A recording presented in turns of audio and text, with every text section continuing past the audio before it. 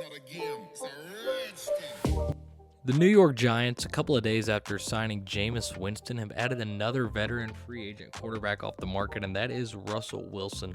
Now, we don't even know if Russell Wilson will be the starter, and I don't think any of us are expecting the Giants to win the Lombardi Trophy with Russ or with Jameis, but in the situation that Russ is the starter over Jameis or whatever rookie they might select, I wanted to take a look at his strengths and weaknesses. What does he bring for this offense, and specifically Malik Nabers, the number one receiver over there in New York? What does he do for this team? What is he still good at? What is he lacking in? I wanted to take a look at the film real quick here on Blitz Sports Media. Now, one thing when it comes to Russ is that his deep ball is absolutely still a strength. Here you see it was his second start of the year against what is now his new team, the New York Giants. He is able to hit the deep ball. He's going to beat the blitz here too, and Russell Wilson is well protected. He can hit these deep down the field throws. There you see, fits it in there to Austin, touchdown, Pittsburgh. And that's the thing, like Russell Wilson, he's not as mobile as he once was. He's not as dynamic of a playmaker, but you give him a clean pocket and give him just a little bit of space of a win by the wide receiver on the outside, he can make something happen. Russ can still cook in that regard. Same thing here. They block this up well. Russ gets rid of the ball quickly, throws it to the outside, and watch the ball that he fits in here down the sideline to George Pickens. That is an absolutely beautiful, beautiful throw. See if we can get it one more time here. Put it in slow motion. Russell Wilson on the outside. This is definitely his biggest strength. Downfield throws to the outside. He wasn't as great throwing to the slot. He wasn't great throwing to backfield targets or really anything in the screen game, but down the field, vertically on the outside, if you give him time, you give him space, he can make something happen. Another example right here. This may have been Russ's best throw as a Pittsburgh Steeler. He's going to throw it to Mike Williams on the left side. Ended up being a game winner. You see Williams gets a one-on-one. Russ, anticipation to the outside, touchdown. And he doesn't even need a cushion when he throws it. As long as he trusts you one-on-one against the blitz here, you see Russell Wilson was actually pretty successful against the blitz last year. As long as you give him just a little bit of space or a one-on-one matchup, he will trust you. He will throw it up to you, and that bodes really well for Malik Nabers, in my opinion. But Russell Wilson on these outside throws, really, really good still. Christmas Day against the Kansas City Chiefs. Russell Wilson, you're going to see play action. Where does he look? The outside. George Pickens. What does he do? Throw a phenomenal, phenomenal ball on an all-pro cornerback. These outside throws, man, that is Russell Wilson's bread and butter. Deep, moon balls down the field. Malik Nabers ran a lot out of the slot, ran a lot of underneath stuff, but we saw with his LSU tape in college that he can definitely win down the field. I don't think he had the quarterback or the offensive line or anything like that to have that happen last year. And who knows if they have the O-line this year in New York, but one thing is for sure, Malik Nabers' bag is going to open up a little bit. His route tree is going to get a little bit heavier with Russell Wilson, I believe, in that downfield aspect. Mention that Russell Wilson, not necessarily as elusive and as big of a play extender as he used to be, and who would be. He's like 37 years old. But I think Russ's pocket presence does leave something to be desired at times. Back to that Kansas City game on Christmas, you see him scan once, scan the other side, and then drifts completely towards where the pressure is coming from, falls, fumbles the football, just an all-around negative of a play.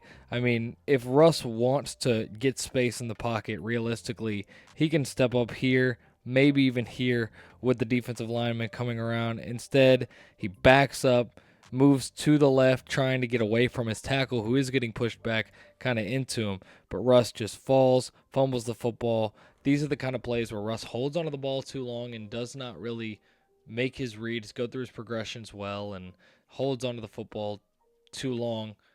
I repeated myself there, sorry. But the pocket presence leaves a lot to be desired. Another play in that same Kansas City game, you're going to see Russell Wilson on the play action, turns around, looking to see what's open. You're going to have two downfield routes by these receivers right here, but you're about to have two different routes coming across shallow over the middle. Here they come. These are both developing. There's nobody in this area right here. with Joshua Williams getting depth right here as a cover 2 corner. What does Russ do? Holds on to it, eats another sack, and maybe I'm being a little bit too harsh here, but this was an issue of Russ's holding onto the football too long. I think he had time to get rid of this and deliver one of those shallow underneaths and just didn't. He took a sack instead and compounded a bad play that didn't really have a whole lot open. And for a guy that's been in the league for so long, that's won a Super Bowl, that is a longtime veteran, Russell Wilson had some really boneheaded plays last year. And then, of course, in Denver, we all remember. But he had some really bad plays that were kind of rookie-type mistakes. Here he is, up 5, I believe, already, in easy field goal range against the Baltimore Ravens. A chance to go up 8. What does he do?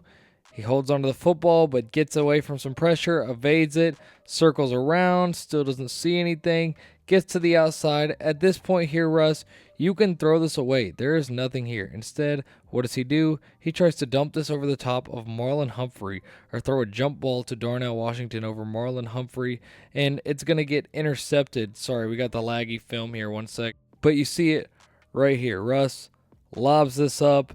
Washington doesn't get up at all. Marlon Humphrey creates the turnover, and it's a huge swing play. The Steelers did end up still winning this game, not really thanks to Russell Wilson, thanks to their defense coming in clutch at the end. But these are the kind of plays where I'm like, Russ, what in the world are you doing? What are you thinking? Maybe Russ just needs to not throw at Marlon Humphrey, but you're going to have another example of these weird boneheaded turnovers here against the Baltimore Ravens. Play action, Russ rolls out to the right, pressure is coming here. He throws this one up, throws it way behind his receiver in the flat as he's under pressure, and it's going to end up getting picked off and taken to the crib. Show it one more time real quick here. Russ rolls out, picked off. Marlon Humphrey takes it to the crib. Really don't know what Russ thought he saw there. Even if he throws a good ball here, I mean, Humphrey is closing in at this point. It's a little bit behind, but even if it's not, I think this still gets picked off. It's a bad play in your own territory in the fourth quarter of a rivalry, close game, completely momentum swinging play. And these are the kind of things that you have to deal with sometimes with Russell Wilson. At the end of the day, Brian Daboll is coaching for his job, and it does speak volumes that he chose these two veterans possibly over Shedeur Sanders with his job security. Didn't want to take on that rookie project, might not like Shedeur as a player, not sure, but Russell Wilson and Jameis Winston, two veterans that are in the Giants building now. It'll be interesting to see who gets to start, but here is my quick little breakdown on Russell Wilson and what he brings to the table for the New York Giants in 2025 as he approaches the age of 40. Crazy to think about.